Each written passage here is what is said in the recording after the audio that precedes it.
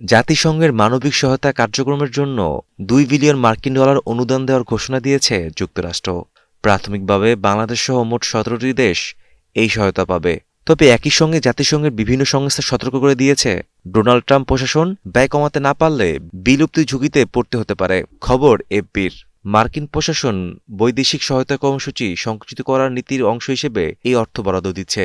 আগের তুলনায় এই অর্থের পরিমাণ অনেক কম হলেও ট্রাম্প প্রশাসনের দাবি এটি একটি উদার অনুদান, যা যুক্তরাষ্ট্রকে বিশ্বের সবচেয়ে বড় মানবিক দাতা হিসেবে অবস্থান ধরে রাখতে সহায়তা করবে। এপির প্রতিবেদনে বলা হয়েছে, এই অর্থ একটি আমব্রেলা ফান্ড এর মাধ্যমে বিতরণ করা হবে। সেখান থেকে নির্দিষ্ট জাতিসংঘ সংস্থা অগ্রাধিকার ভিত্তিক খাতে অর্থ বরাদ্দ দেওয়া হবে। এটি জাতিসংঘ জুড়ে কাঠামোগত সংস্কারের জন্য যুক্তরাষ্ট্রের দাবি অংশ। তবে এই পদ্ধতি অনেক মানবিক কর্মসূচিতে বড় ধরনের কাটছাঁট হওয়ার সহায়তা কর্মীদের মধ্যে উদ্বেগ তৈরি হয়েছে।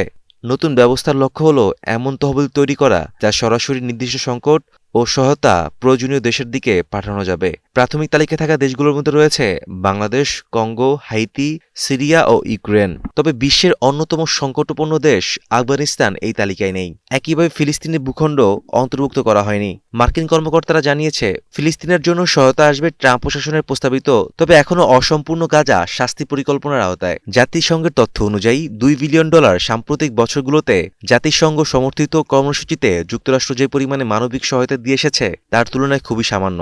একসময় এই সহায়তা পরিমাণ বছরে সর্বোচ্চ $17 বিলিয়ন পর্যন্ত পৌঁছেছিল। মার্কিন কর্মকর্তারা আরও জানান, এই সহায়তার মধ্যে মাত্র $8 থেকে $10 বিলিয়ন ছিল স্বাস্থ্য অনুদান। এর বাইরে জাতিসংঘের সদস্য রাষ্ট্র হিসেবে যুক্তরাষ্ট্র প্রতি বছর আরও কয়েক $1 বিলিয়ন চাঁদা দিয়ে থাকে। সমালোচকদের মতে, যুক্তরাষ্ট্রসহ পশ্চিমা দেশগুলোর সহায়তা কমে যাওয়ার বিশ্বজুড়ে লাখো মানুষের ক্ষুধা, বাস্তুচ্যুত ও রোগের ঝুঁকিতে পড়েছে। এতে আন্তর্জাতিক অঙ্গনে যুক্তরাষ্ট্রের প্রভাবও দুর্বল হচ্ছে।